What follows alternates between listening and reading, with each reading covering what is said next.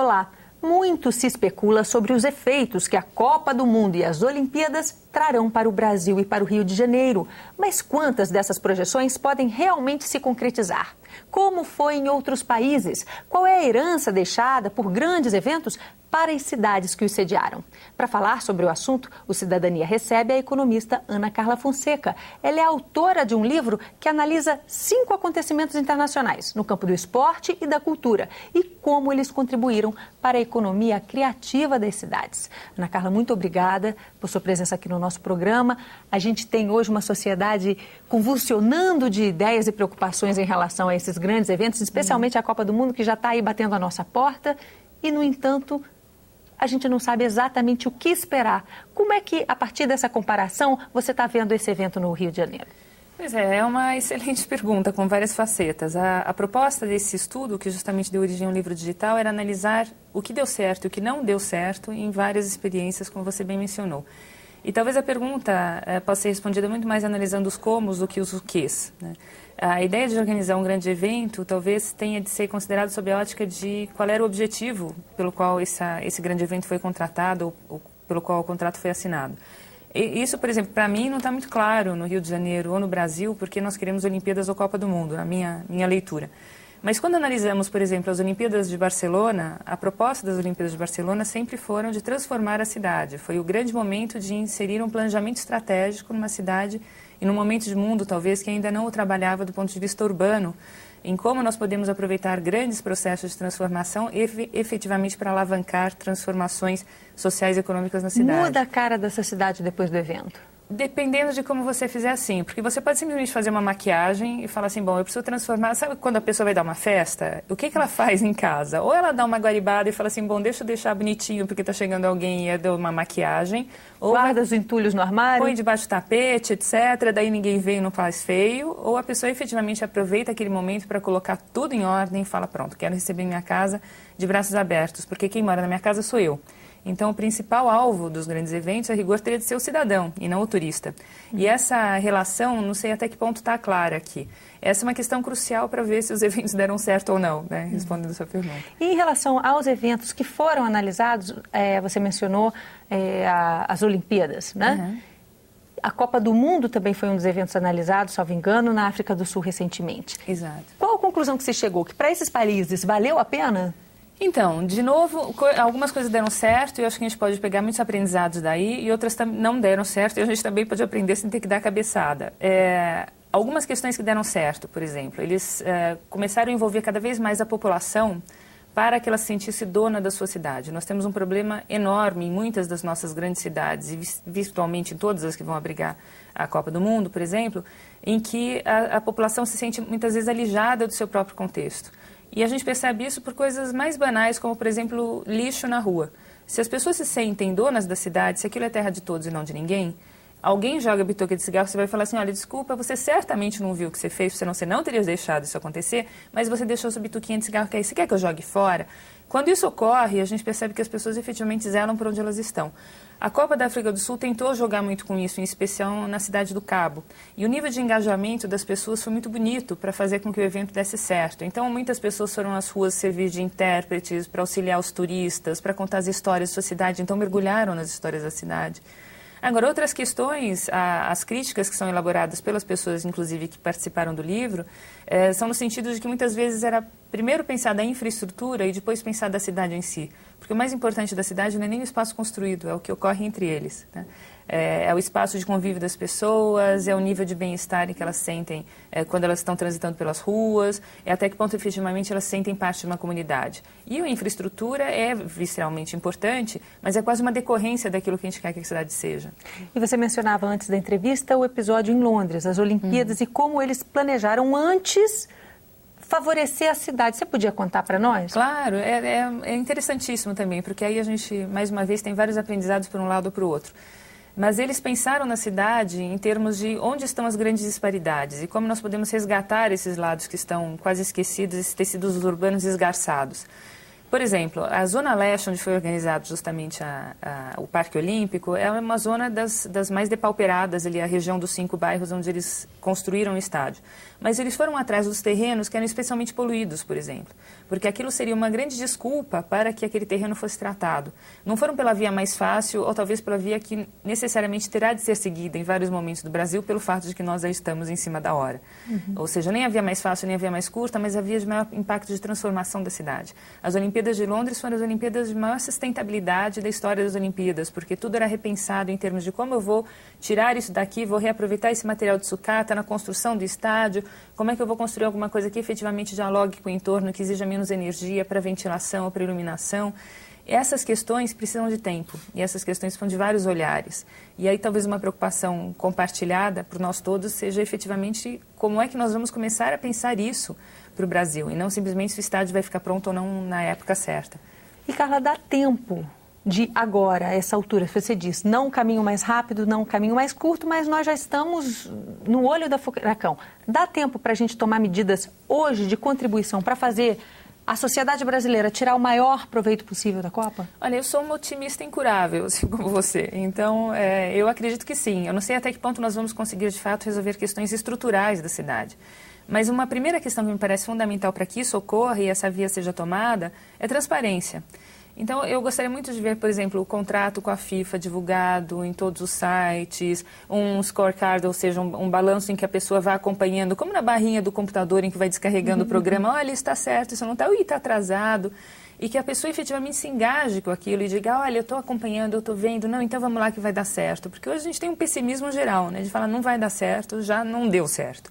Então, como é que a gente consegue fazer com que todos nós, 190 milhões de pessoas, passemos a pensar, inclusive, em soluções no dia a dia, em coisas pequenas que podem fazer com que, por exemplo, o turista chegue no táxi, não saiba falar outra língua que não a dele, o taxista não saiba falar outra língua que não o português, e a pessoa não fique envergonhada porque ali não tem comunicação. Na China, por exemplo, é uma coisa curiosa, porque você chega em várias cidades, como eles têm um fluxo de turistas gigantesco, porque agora é o segundo ou terceiro país mais visitado no mundo, muitas vezes os taxistas não acompanham falar pelo menos o inglês. Então eles apertam o botãozinho e vem uma gravação. Olá, meu nome é fulano. Será que a gente não vai ter que ir por uns caminhos por aí? Isso certamente, juntando esses 190 milhões de cabeças, a gente consegue resolver.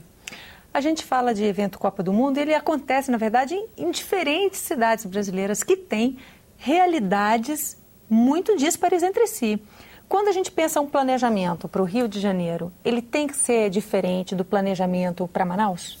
Eu acredito que a lógica seja a mesma, né? Quer dizer, o que nós temos hoje, como é que nós vamos fazer para chegar onde já decidimos que chegaremos?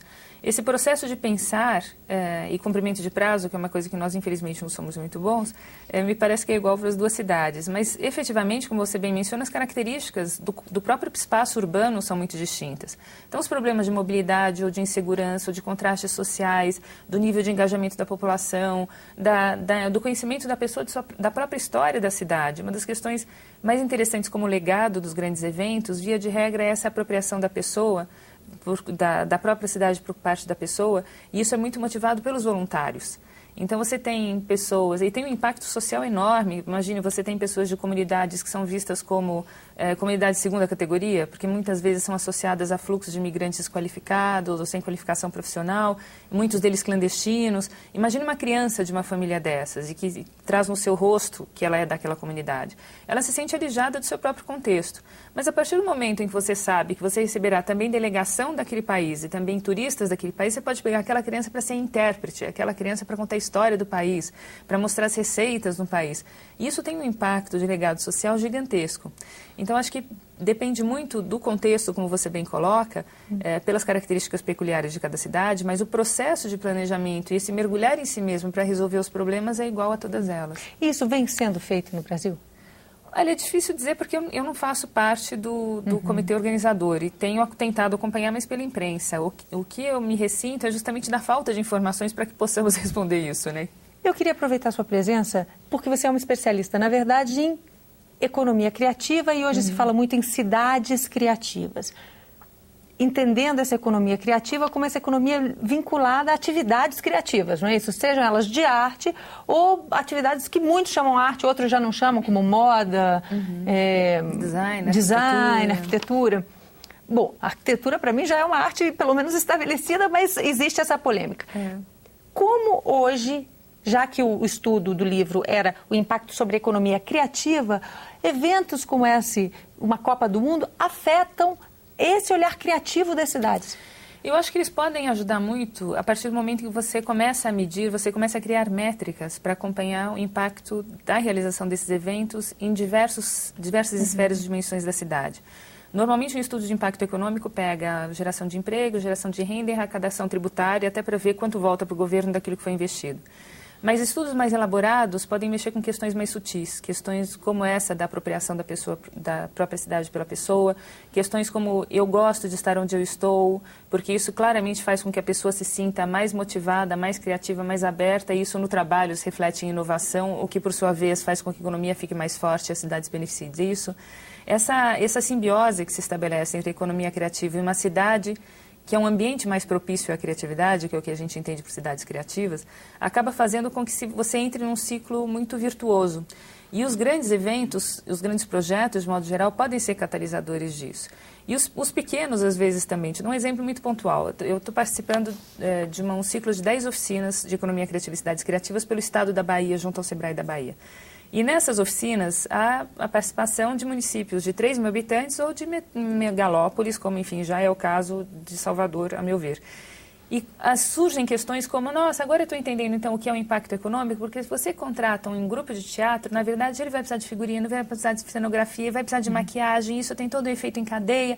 Então pronto, eu posso, minha cidade é muito conhecida por sanfonas, eu vou contratar, vou fazer uma banda de sanfonas, vou organizar um festival de sanfonas. Um prefeito agora eleito também numa cidade chamada Caen. Eu falei, nossa, mas que nome curioso. Ele disse, não, é porque, na verdade, o nome da esposa francesa de um dos fundadores da cidade, ela queria voltar sempre para casa, e daí, para não ficar tão triste, ele inaugurou uma estação ferroviária e colocou o nome da cidade dela, e a gente está discutindo o que a gente pode fazer. Eu falei, escuta, vocês já nasceram com uma história romântica, né? Poderia ser um polo de romantismo. Isso tudo é um impacto na economia.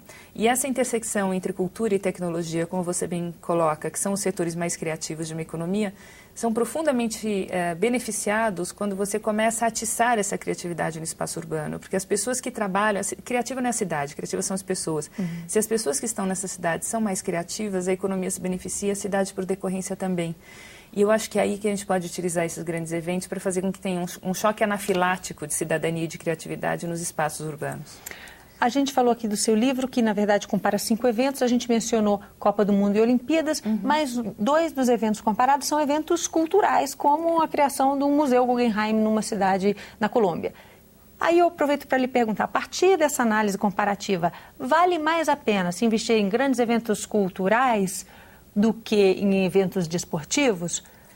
Pois de novo, eu acho que depende muito do como e do que você queira atingir. Eles podem servir como ferramentas. O caso do Museu Guggenheim de Bilbao, por exemplo, é muito criticado, porque volta e meia as pessoas dizem um elefante branco que chegou e não dialogou com a cultura do local. E é fato, a grande crítica que se faz é essa falta de permeabilidade entre a instituição e o seu contexto.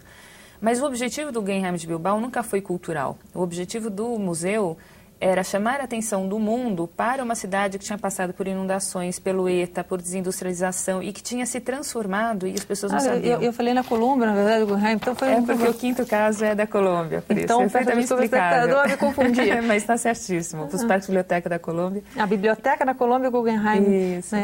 Então ele servia como um sinalizador de reposicionamento da cidade no mundo e não necessariamente como um museu que tem uma função cultural.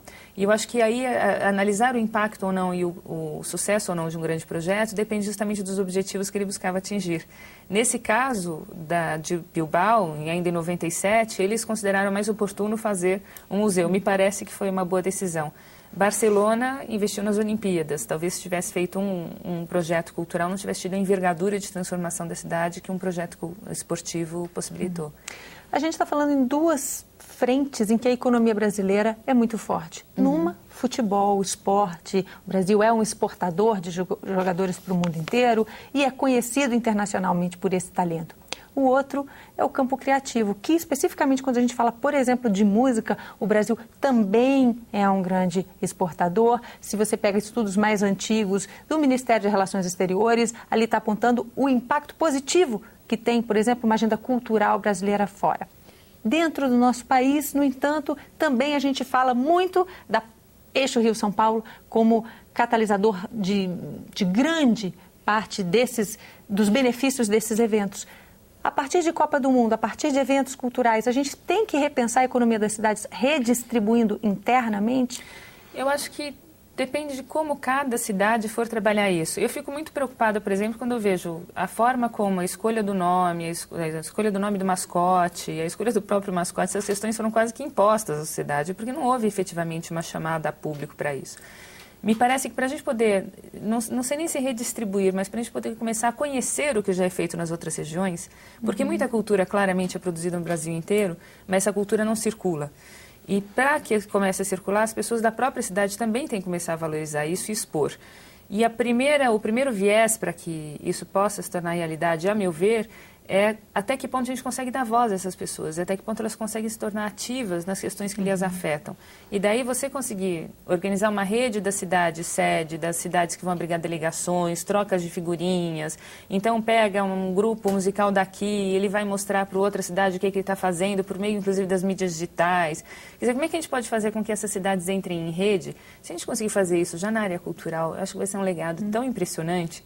Porque, efetivamente, nós não só não conhecemos o que é feito no Acre, se estamos em Porto Alegre, mas não conhecemos em São Paulo o que é feito em São Paulo, né? Porque as coisas não necessariamente dialogam e a gente tem as várias tribos e as várias cisões. Se eu pudesse desejar para uma fadinha passando por aqui uma questão de legado para esses grandes projetos, seria efetivamente que a sociedade pudesse se sentir mais dona do seu próprio país e começasse a trabalhar mais em rede. A gente viu recentemente a criação de um setor dentro do Ministério, uma secretaria dentro do Ministério da Cultura para tratar de economia criativa. A partir desses 6 meses, não sei, desses primeiros meses de trabalho, dá para sentir uma diferença na política pública brasileira? Então, eu acho que a institucionalização de uma Secretaria de Economia Criativa no Ministério da Cultura, como se tivesse sido em outro, já é um símbolo importante, né? Um sinal, ao menos, de que o Brasil despertou para essa discussão e fez um passo importante, sendo que no mundo já tem 15 anos. Ou seja, também é uma forma importante da gente aprender com o que deu certo e o que não deu lá fora, ter tido esse gap. O importante é ver o que vai ocorrer daqui para frente, né? Ao final desse segundo ano da secretaria, o que efetivamente a secretária conseguiu colocar em bom rumo. E me parece que um primeiro esforço, mais do que louvável, e a gente sabe as dificuldades para fazer isso, é justamente da articulação entre os ministérios, porque criatividade não repousa em uma pasta, né? Ou você incute em educação, incute em ciência e tecnologia, incute em turismo, em todas as pastas, e essa rede, de novo, é a coisa mais preciosa, ou você não consegue fazer com que isso vá adiante. Não existe um país no mundo, uma cidade no mundo que tenha conseguido levar uma política voltada à economia criativa adiante, se não for de uma forma articulada entre as pastas do governo e entre o governo e o empresariado, porque a economia não se faz por decreto, né? Então a gente precisa ter esse diálogo muito bem articulado. Dá para a gente dizer hoje que existem cidades que são referência para nós como cidades criativas? Se você entender uma cidade criativa como essa, que é um ambiente mais propício à criatividade, e eu me permito, inclusive, trazer aí 3 características que, por conta dos estudos todos, nós detectamos como aquelas que estão sempre presentes em uma cidade criativa, que são inovações, de modo geral, desde inovações sociais até, efetivamente, de bancada de laboratório, conexões, ou seja, uma cidade que se encontra, a diversidade que está nas ruas, e cultura. E cultura também pelo seu impacto econômico, como você bem colocava, não somente pelo que já é fundamental, que são os valores identitários e os códigos compartilhados. Então, você tendo inovações, conexões e cultura, e trazendo isso para o contexto das cidades, me parece que algumas que estão mais bem equilibradas, independentemente do seu tamanho, e outras que têm alguns desses pontos muito fortemente colocados, mas talvez uma carência em outro deles. Via de regra, as nossas grandes cidades, mesmo em cidades que são vistas como muito criativas, no caso do Rio, de São Paulo, de Salvador, a gente tem uma carência profunda de conexões, né? A gente continua movendo em arquipélagos de bairros e não uma cidade que dialoga.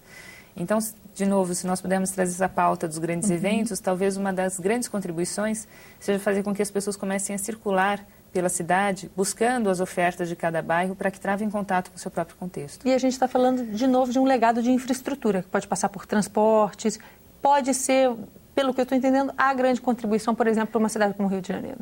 E também questões que são desenvolvidas, por exemplo, um aspecto interessante da África do Sul, quando eles fizeram as fanfests, quando eles fizeram as organizações das atividades que não necessariamente ocorriam no estádio, eles ocupavam as praças e colocavam telões para as pessoas poderem acompanhar o que estava ocorrendo.